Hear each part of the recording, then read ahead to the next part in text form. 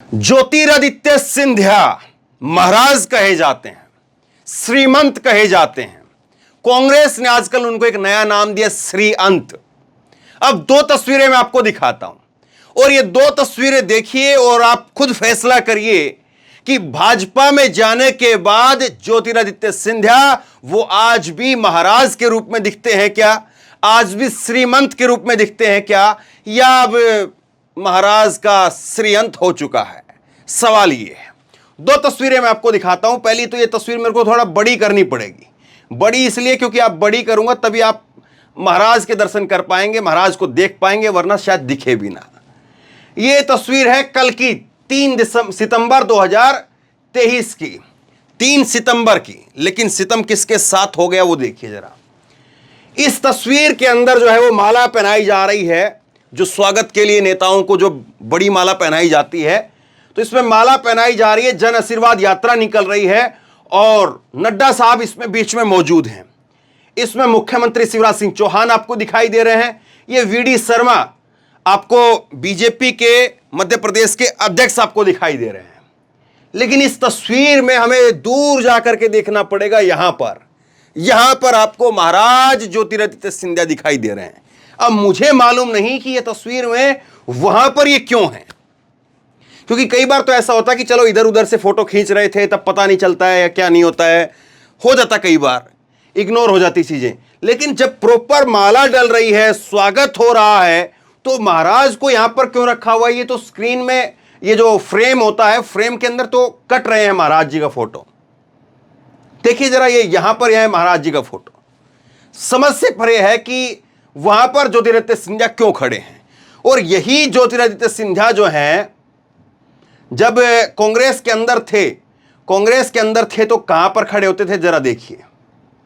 यह तस्वीर देखिए। सिंधिया इन कांग्रेस जब राहुल गांधी के बगल में चलते थे, प्रियंका गांधी के बराबर का कद जो है वो सिंधिया को मिला हुआ था, और आज यहां पर आ गए हैं, यहां पर चले गए इस महाराज। दूसरी तस्वीर आप ये देखिए सोफे के ऊपर। महाराज को तो वैसे एक आलीशान जो है सोफा दिया जाना चाहिए, लेकिन महाराज जब सोफे पर ये बैठे हैं, एक बड़ा जो है वो लग रहा है कि एक सिंहासन टाइप का सोफा है, इसके ऊपर जब महाराज बैठे हैं, ज्योतिरादित्य सिंधिया साहब बैठे हैं, तो इनके बगल में एक और शख्स बैठे हुए हैं। और जो ये बैठे हुए हैं कोई सामान्य आदमी नहीं है। ऐसे नहीं कि कोई सिंधिया साहब के कोई बचपन के बहुत पुराने मित्र थे जिनको बैठा लिया है। ये जो इनके बगल में बैठे हुए हैं, और कुर्सी इस पर ज्यादा अगर स्पेस देखेंगे तो ज्यादा स्पेस किसका है, अगर आप देखेंगे तो भी आपको समझ में आ जाएंगी कि ज्यादा स्पेस जो है किसको मिल रहा है। देखिए जरा, अगर इस तस्वीर को आप यहां से देखेंगे तो फिर समझ में आ जाएगा ज्यादा स्पेस जो किसको मिल रहा है। ये है प्रभात झा। देखिए ये तस्वीर देखिए, तब आपको ये तस्वीर समझ में आएगी। प्रभात झा जिनसे गले मिल रहे हैं सिंधिया साहब, प्रभात झा के लड़के हैं। बीजेपी के नेता है प्रभात झा, उपाध्यक्ष है, राज्यसभा के सांसद हैं। प्रभात झा जो है वो सिंधिया उनके गले मिल रहे हैं, और उनके बेटे हैं जिनको उन्होंने यहां पर सोफे पर जगह दी हुई है। अब आप कहेंगे कि प्रभात झा है तो क्या दिक्कत है, नहीं समझ में आएगा तो ये देखिए जरा। प्रभात झा कौन है? प्रभात झा है बीजेपी के वो नेता जिनके बाल सफेद हो गए सिंधिया पर आरोप लगाते सिंधिया के बारे में कि प्रभात झा ने बीजेपी नेता प्रभात झा ने लगाया सिंधिया पर 622 बीघा जमीन कब्जाने का आरोप। बीजेपी नेता प्रभात झा की सिंधिया पर हमला, कहा ज्योतिरादित्य सिंधिया है सबसे बड़े भूमाफिया। सुनिए, एक और सुनिए। प्रभात झा ने ज्योतिरादित्य सिंधिया पर लगाया सरकारी और आदिवासियों की जमीन कब्जाने का आरोप। और यह नहीं कि बीजेपी में आने के बाद सब कुछ ठीक हो गया था। जब सिंधिया को बीजेपी में लिया गया, जब सिंधिया अपने साथ में 20-22 विधायकों को लेकर के आए कोरोना के टाइम पर, जब सरकार भी गिरी बनी भी, उस वक्त में सिंधिया को लाने के विरोध में बीजेपी से इस्तीफा दे सकते हैं उपाध्यक्ष प्रभात झा। ये 11 मार्च 2020 की खबर है, जनसत्ता की खबर है। तो वो शख्स, जो शख्स ज्योतिरादित्य सिंधिया को भूमाफिया बताता रहा, उस शख्स के घर पर जो है वो सिंधिया साहब गए हैं। और ये एक ट्वीट में आपको दिखाता हूं, फिर जरा और बात करेंगे इस पे। काशिफ ने लिखा है कि मध्य प्रदेश के राजनीतिक गलियारों में ये दो तस्वीर काफी चर्चा में है। पहली तस्वीर है चित्रकूट सतना के जन आशीर्वाद यात्रा की, ये वाली तस्वीर। दूसरी तस्वीर है सिंधिया घराने के दुर्विरोधी और भाजपा नेता प्रभात झा के बेटे के साथ केंद्रीय मंत्री सिंधिया का सीट शेयर करना। तस्वीर 2 दिन पहले की है, जब सिंधिया प्रभात झा के घर उनसे मिलने के लिए गए थे और उनसे गले मिले थे।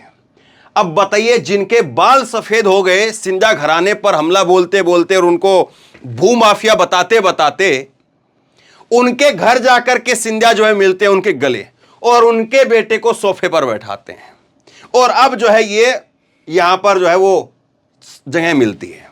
अब आया आपको कुछ समझ में? तो आप बताइए, आज महाराज जो है वो महाराज हैं, श्रीमंत जो है वो श्रीमंत हैं, या कांग्रेस आजकल जो इनको नया नाम देती है श्री अंत, क्या आज इनकी हालत वो है? ये 2-3 तस्वीरें मैंने आपके सामने रखी है, और इन 2-3 तस्वीरों से अब आगे की कहानी आपको और साफ हो जाएगी। सिंधिया की आज हालत क्या है, सिंधिया किसको कितना टिकट दिलवा पा रहे हैं, सिंधिया किसको कितना टिकट नहीं दिलवा पा रहे हैं, इसीलिए उन्हीं के लोग उनको छोड़ करके जा रहे हैं। बहुत कुछ जो है वो मध्य प्रदेश की राजनीति जो है वो कह रही है, बीजेपी की आगामी राजनीति जो है वो कह रही है। सुनिए जरा। इसके बाद में ये देखिए, सत्य हिंदी ने भी इसको लिखा है। सत्य हिंदी ने लिखा है कि मजबूरी का नाम ज्योतिरादित्य सिंधिया। सुनिए जरा, अब इन्होंने बड़ा विस्तार से जो है वो लिखा है। ये कह रहे हैं कि सिंधिया जिस दिन से बीजेपी में शामिल हुए हैं तभी से उन्हें लगातार अपमानित होना पड़ रहा है। पार्टी में अपनी विश्वसनीयता बढ़ाने के लिए उन्हें पहले दिन से अपने धुरविरोधियों की आरती उतारनी पड़ रही है। पार्टी के दबाव में सबसे पहले उन्होंने पूर्व मंत्री जयभान सिंह पवैया के साथ न केवल मंच शेयर किया, बल्कि उन्हें राष्ट्रपति के सम्मान में जय विलास पैलेस में आयोजित रात्रि भोज में भी आमंत्रित करना पड़ा। अब यहां पर मैं थोड़ा समझाते हुए आपको चलता हूं। क्या हुआ था, अभी राष्ट्रपति जो है वो आई थी, और सिंधिया साहब का जो है ना आज भी महल है, और ये इनका जय विलास पैलेस जिस तरह से आप फिल्मों में देखते हैं उसी तरह से महल है। सच्चाई है, इसमें कोई दो राय नहीं। तो महल के अंदर जो है वो राष्ट्रपति जी का वहां पर जो है वो भोज रखा गया था, और उस भोज में पूर्व मंत्री जयभान सिंह पवैया उनको आमंत्रित करना पड़ा था। मतलब कि जिस महल में कभी रणनीतियां बनती होंगी फला फला के साथ में, फला फला के खिलाफ में, या फला फला को लेकर के कोई रणनीतियां बनाता हो, उनको भोज करवाया जा रहा था। अब आगे सुनिए, बात यहां तक तो ठीक थी, किंतु अब सिंधिया को प्रभात झा के घर पर जाना पड़ा है। प्रभात झा के घर सिंधिया की मौजूदगी के अनेक अर्थ निकाले जा रहे हैं कि सिंधिया साहब गले लगे तो भी ठीक है, चलो कोई बात नहीं, गले भी लग जाते हैं। भूमाफिया बताते थे कभी सिंधिया को प्रभात झा, लेकिन आज प्रभात झा के घर पर जाना पड़ रहा है सिंधिया को। यह हालत हो गई है। आगे सुनिए, सिंधिया अपना महल छोड़ करके जयभान सिंह पवैया के घर उनकी भतीजी की शादी में शामिल होने के लिए गए, और बाद में उन्हें भाजपा के पूर्व अध्यक्ष रहे प्रभात झा के गोला के मंदिर स्थित नवनिर्मित घर जाना पड़ा। सिंधिया के समर्थक रहे और कांग्रेस और भाजपा के तमाम लोग मानते हैं कि अब सिंधिया के पास में भाजपा में अपनी धमक बनाए रखने के लिए अपने पुराने विरोधियों के आगे झुकना कोई विकल्प बचा ही नहीं है। सिंधिया की गत सांप छछूंदर जैसी हो गई है। उनके एक तरफ कुआं है, दूसरा तरफ खाई है। ग्वालियर में केंद्रीय मंत्री नरेंद्र सिंह तोमर का मुकाबला करने के लिए सिंधिया को झा और पवैया जैसी की आरती उतारनी पड़ रही है। अगले महीने होने वाले मध्य प्रदेश चुनाव में अपने बेटों के अलावा अपने समर्थकों को भी टिकट दिलाने के लिए संघर्ष करना पड़ रहा है। यह साहब कहानी है मध्य प्रदेश में महाराज सिंधिया साहब की। महाराज सिंधिया साहब की एक कहानी दिलचस्प और है, मैं और आपको बता देता हूं। केपी यादव को तो आप जानते होंगे, वही केपी यादव जो सिंधिया साहब के जो है वो उनको कभी सेल्फी लेने के लिए उनके आगे पीछे घूमते थे, और बीजेपी ने जब उनको टिकट दे दिया तो सिंधिया को पटखनी दे दी लोकसभा के चुनाव में केपी यादव ने। और केपी यादव एक मंच के ऊपर मौजूद थे और उसी मंच पर सिंधिया मौजूद थे, और केपी यादव ने कह दिया, केपी यादव जब सिंधिया बैठे हुए थे, सिंधिया को हराया केपी यादव ने लोकसभा के अंदर अभी 2019 में, और केपी यादव जो है वो अपने आप को फिर से जो है वो दावेदारी ठोकते हुए चले गए 2024 के अंदर। तो मतलब ये कि जहां से सिंधिया लड़ते रहे उम्र भर, वहां पर उन्हीं की सेल्फी लेने वाले ने, एक आम कार्यकर्ता ने हरा दिया। सेल्फी लेने के लिए कभी आगे पीछे दौड़ते थे सिंधिया की, और वही एक आम कार्यकर्ता सिंधिया को हरा जाता है, कांग्रेस का एक आम कार्यकर्ता। और उसके बाद में मंच से जो है उन्होंने एक तरह से अपने आप को दावेदारी के रूप में जो है वो पेश कर दिया, फिर आगे बात को संभालते हुए बहुत कुछ और बोल गए। तो राजनीति में ये बस जरा सी बात कहना और उसके ढेर सारे मीनिंग निकलना, ये एक आम बात है। और इसी तरह से होता है कि जरा सा जो है वो चिमटी लगा देना और फिर उसके बाद में सहला देना। तो वो सब बातें हुई। तो आज सिंधिया के सामने मुकाबला जो है वो केवल इस बात का नहीं है कि मध्य प्रदेश चुनाव में वो कितने लोगों को टिकट दिलवा पाएंगे। आज उनके सामने मुकाबला ये भी है कि वो खुद अपनी टिकट 2024 में 23 में जब भी चुनाव होते हैं तो क्या लोकसभा की वो ला सकते हैं, या अब केवल और केवल राज्यसभा के सारे उनकी राजनीति कटेगी। सवाल अब ये भी है। अब इसके बाद में एक चीज और देखिए, सिंधिया को लेकर के उमा भारती ने जो है एक अलग तरीके से जो है वो हंगामा खड़ा कर दिया। उमा भारती कह रही है कि मेरे तो जो है वो भतीजे जैसा है और मुझे पता नहीं क्यों नहीं बुलाया। और उनको ऐसा लगा कि अगर उमा भारती को बुला लेंगे तो लोग जो है उमा भारती की तरफ चले जाएंगे, उनकी तरफ कोई ध्यान नहीं देगा। ये उमा भारती कह रही है। तो ये बहुत सारी बातें हैं मध्य प्रदेश की राजनीति में जो हंगामा खड़ा कर रही है। सुनिए जरा उमा भारती क्या कह रही है। इसमें मुझे कोई फर्क नहीं पड़ता। मैंने यहाँ सरकार बना के दी, और मैंने 2020 में भी अक्टूबर के महीने में कोरोना हो गया था, मुझे 11 दिन नहीं निकल पाए थे। और पूरे प्रदेश की भाजपा चिरौड़ियां कर रही थी मेरी मनौतियां कि आ जाइए जल्दी। तो जब 28 सीटों पर चुनाव हुए तो हम 22 पे जीते, और मैंने कस के चुनाव प्रचारित किया। और जब आशीर्वाद यात्रा निकली मुझे फिर भी बुलाया, क्योंकि उनको लगता है कि अब तो हम सरकार बना लेंगे, हाँ चुनाव प्रचार में बुलाएंगे। और मैं चली भी जाऊंगी, मैं भाजपा का ही प्रचार करूंगी, मैं भाजपा के लिए वोट मांगूंगी। लेकिन मेरे मन में यह सवाल जरूर आता है कि ज्योतिरादित्य सिंधिया ने आपकी सरकार बनाई तो मैंने भी तो एक पूरी सरकार बना करके दी थी। और ज्योतिरादित्य सिंधिया मुझे बहुत प्रिय है, मेरे भतीजे हैं, मुझे बहुत प्रिय है, प्राणों से बढ़ के प्रिय है। तो उनको ये ध्यान तो रखना था, मुझे नहीं जाना था। वो घबराते हैं कि मैं पहुंच जाऊंगी तो सारा ध्यान मेरी तरफ चला जाएगा। नहीं, मुझे नहीं जाना था, कम से कम निमंत्रण देने की औपचारिकता पूरी करनी चाहिए। अब मैं इन बातों को क्यों दबा के रखूं अपने अंदर कि सरकारी स्कूलों की व्यवस्था अच्छी नहीं है। मैं इस बात को अपने मन के अंदर दबा के क्यों रखूं कि सरकारी अस्पतालों की व्यवस्था अच्छी नहीं है। मैंने ये बातें पहले अकेले में चुपचाप कही है, जब नहीं हो पाई तब मैंने खुलेआम बोलना शुरू किया है। शराब का भी यही हुआ था, 1 साल तक मैं चुपचाप अकेले में बात करती थी, तो लोग कहते थे कि मीडिया वाले हमेशा मेरे अपयश करते थे। इसे कहते हैं हाय रे राजनीति। यह है हाय रे राजनीति। उमा भारती सब कुछ कह भी गई और कह रही कि नहीं मुझे बहुत प्रिय हैं, मैं बीजेपी के लिए ही प्रचार करूंगी। तो यही जो है वो राजनीति की दुखती रग होती है कि आपको कहना भी पड़ता है, आपको चुप भी रहना पड़ता है, आपको सहन भी करना पड़ता है। उमा भारती कह रही कि सिंधिया ने अगर इनको 2022 में सरकार बना के दी तो मैंने भी तो उससे पहले सरकार बना के दी, मुझको नहीं पूछेंगे। और जिस वक्त में जब सिंधिया यहां पर टूट करके आए थे, जब उपचुनाव हुए थे, तो उस वक्त में मुझे कोरोना हो रखा था, लेकिन तब भी मैं प्रचार के लिए गई और तब भी मैंने जिताने का काम किया। लेकिन उसके बाद में भी इन्होंने मुझे जिताने के बाद में श्रेय देने के लिए नहीं बुलाया। तो ये बातें कही जा रही है, और मतलब कि एक तरह से सिंधिया के ऊपर यहां पर भी इन्होंने ठीकरा फोड़ दिया कि सिंधिया को आज ये लोग मान रहे हैं। तो सिंधिया कौन है? सिंधिया तो अभी 10-20 विधायकों को ला करके जो है वो बीजेपी के नेता बने, मैंने तो खुद सरकार बना करके दी है, ये उमा भारती ने कहा। इसके बाद में जो है वो आगे सुनिए। रोहन गुप्ता लिखते हैं कि भाजपा की जन आशीर्वाद बनी जन आक्रोश यात्रा, सिंधिया के साथ गद्दारी में भागीदारी बने तुलसी सिलावट का किसानों ने जोरदार विरोध किया। तुलसी सिलावट खासम खास सिंधिया के, अब इनका सुनिए किस तरह से स्वागत हो रहा है।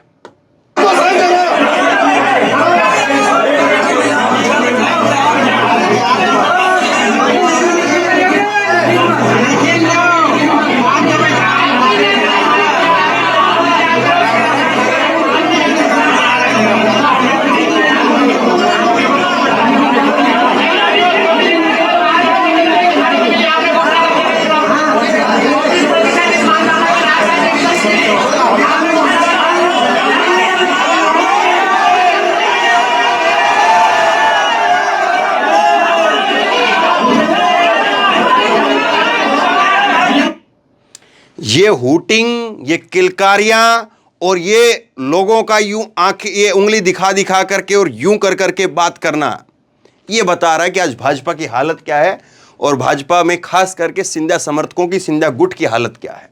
इसके बाद में कुछ पुरानी खबरों की झलक मैं आपको दिखा देता हूं और उसके बाद में खत्म करेंगे।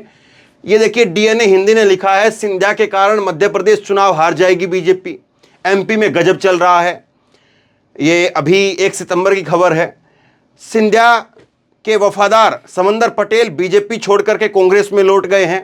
तो ये तो जो है वो झड़ लगी हुई है जाने की। तो अब इसके बाद में बीजेपी के नेता वो छोड़ करके कांग्रेस में आ रहे हैं और बागी विधायक जो है वो रघुवंशी, वो कह रहे हैं कि मुझे जो है सिंधिया के कारण जो है वो अपमान करवाया गया है मेरा, वो छोड़ करके आ गए हैं बीजेपी को।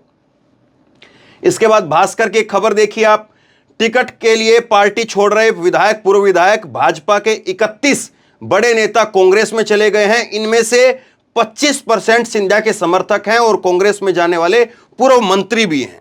क्योंकि सबको पहले यह लग रहा था कि सिंधिया जो है सब कुछ है, और मैंने पहले भी इस बात का जिक्र किया कि सिंधिया का कांग्रेस में यह रुतबा होता था कि 30-40 सीटें वो अपने महल से बैठ करके बना करके भेज देते थे और उसके बाद में माना जाता था कि उनमें 1-2 सीटें, 2-4 सीटों के लिए कोई हो सकता है कि इधर उधर जो है वो कोई फेरबदल हो जाए, वरना वो फाइनल ही हो जाती थी, ये माना जाता था। लेकिन आज सिंधिया के समर्थकों को, सिंधिया के लोगों को लग रहा है कि महाराज की टिकट खुद की जो है वो संकट में है, हमको क्या टिकट दिलवाएंगे। और अभी जो 39 सीटें बांटी गई हैं उनमें से जो है महाराज के समर्थकों की टिकट जो है कुछ नहीं मिल पाई है। इसलिए अमित शाह को कहना पड़ा कि ये टिकट आखिरी नहीं है। मतलब भगदड़ रुकी हुई थी तो कुछ न कुछ करके तो रोकना पड़ता उसको। उसके बाद देखिए, बीजेपी ने काटा सिंधिया समर्थक पूर्व विधायक का टिकट, कांग्रेस छोड़ते ही इस नेता के बुरे दिन शुरू हो गए, जिसका जिक्र मैं अभी कर रहा हूं आपसे। उसके बाद देखिए, सिंधिया का क्रेज हो रहा है खत्म, समर्थकों के बीजेपी छोड़ने के मायने क्या है, तो हर जगह ये खबरें चल रही हैं। और उसके बाद में चलते चलते मैं आपको एक बड़ी दिलचस्प चीज और दिखाता हूं। एक तरफ सिंधिया के बीजेपी में बुरी हालत है, दूसरी तरफ कांग्रेस के दरवाजे बंद हो गए हैं। राहुल गांधी ने भारत यात्रा के दौरान मध्य प्रदेश में कहा कि जो लोग छोड़ करके चले गए हैं, जिन लोगों ने गद्दारी की है, उनके लिए रास्ते अब खुले नहीं हैं, उनके लिए रास्ते बंद हो चुके हैं, ये कहा था।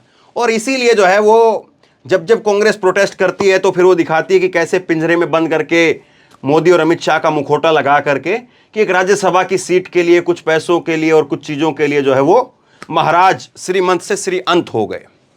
अब देखिए, एक बड़ा दिलचस्प जो है ये इन्होंने ट्वीट किया है और ये सुनने लायक है। अशोक कुमार पांडे इतिहासकार है, इन्होंने ट्वीट किया है। ये कह रहे हैं कि बीजेपी कल जब राहुल गांधी और प्रियंका गांधी के लिए बीजेपी की तरफ से ट्वीट किया गया, उनकी एक बड़ी ही जो है वो खराब, मैंने कल उस पर खबर भी बनाई, आपने देखी भी है, किस तरह से निजी हमला बोलते हुए प्रियंका और राहुल को लेकर के ट्वीट किया गया था। एक वीडियो भी ट्वीट किया 5 मिनट के आसपास का, 5.5 मिनट का। उसको लेकर के अशोक कुमार पांडे जो है वो इतिहास बता रहे हैं और वो कह रहे हैं कि जो राहुल और प्रियंका को लेकर के सवाल उठा रहे हैं, क्या वो अपने घर में झांकेंगे कि कैसे जो है वो चाचा भतीजे को और कैसे अपने ही घर में जो है भुआ भतीजे के साथ में क्या क्या किया है, वो पूरा रिकॉर्ड सुनिए। ये कह रहे हैं कि पशुपति पासवान जी और चिराग सगे चाचा भतीजा हैं। रामविलास जी के गुजरे तो उनका सामान जो है वो बंगले से फिकवा करके पशुपति को गले लगा लिया क्योंकि उनके पास में सांसद थे। बिहार की घटना, चिराग पासवान वो अपने आप को हनुमान जी बताते रहे कि मैं मोदी का हनुमान हूं, और मोदी का हनुमान का जो है वो सड़क पर सामान मिला। उन्होंने मूर्ति भी लगा दी थी पिताजी के बंगले के अंदर, उसको स्मारक वमारक बनाने के लिए बहुत सारी कोशिशें की गई, लेकिन उनका सामान सड़क पर मिला। और चाचा को जो है पार्टी भी दिलवा दी, चाचा को सब कुछ दिलवा दिया, और अब चाचा और भतीजे में फिर टकराहट हो रही है एक सीट के लिए। अब आगे देखिए, यूपी में अनुप्रिया पटेल की मां को किनारे कर बेटी को साथ में रखा अपना दल के अंदर। उसमें दूसरा देखिए, तीसरी बात ये बता रहे हैं कि वसुंधरा राजे सिंधिया सगी बुआ है ज्योतिरादित्य सिंधिया की, एक को किनारे रखा जा रहा है और दूसरे को मंत्री बनाया जा रहा है। मतलब जब जिसकी सहूलियत लगे तब उसको जिंदाबाद बोलेंगे।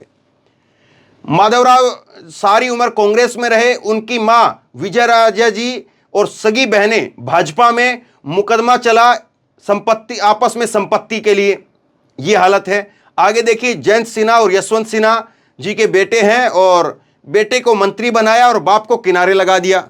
यशवंत सिन्हा जो कि विपक्ष की तरफ से राष्ट्रपति के उम्मीदवार बनाए गए, और जयंत सिन्हा जिन्होंने आपको मालूम होगा कि जो झारखंड के अंदर जो एक वो हुआ था उसके बाद में मॉब लिंचिंग का, और उसके बाद में जो उसके आरोपी छूट करके आए थे उनको माला पहना करके स्वागत किया था, तो जयंत सिन्हा की बात कर रहे हैं। बड़े हजूर शादीशुदा होने के बाद खुद को कुंवारा बताते रहे। अब इसका ये तो मैं तो बता नहीं सकता हूँ किसका जिक्र कर रहा है, मैं समझ नहीं पाया, आप लोग अगर समझ पाए हो तो बताइए। ये कह रहे हैं कि बड़े हुजूर शादीशुदा होने के बावजूद खुद को कुंवारा बता रहे हैं। मुझे समझ में नहीं आ रहा है किसका जिक्र कर रहे हैं। इन्होंने अगर नाम लिख दिया होता तो कंफ्यूजन नहीं रहती, लेकिन मोदी जी के बारे में कहा जाता कि जब तक वो विधानसभा लड़ते रहे तो शादी वाला कॉलम खाली छोड़ देते थे, लेकिन जब पहली बार उन्होंने लोकसभा लड़ा तो उसमें शादी वाला कॉलम में मैरिड लिख दिया। खैर अब पता नहीं है किसका जिक्र कर रहे हैं, मुझे नहीं मालूम, नाम लिखा नहीं है उसे।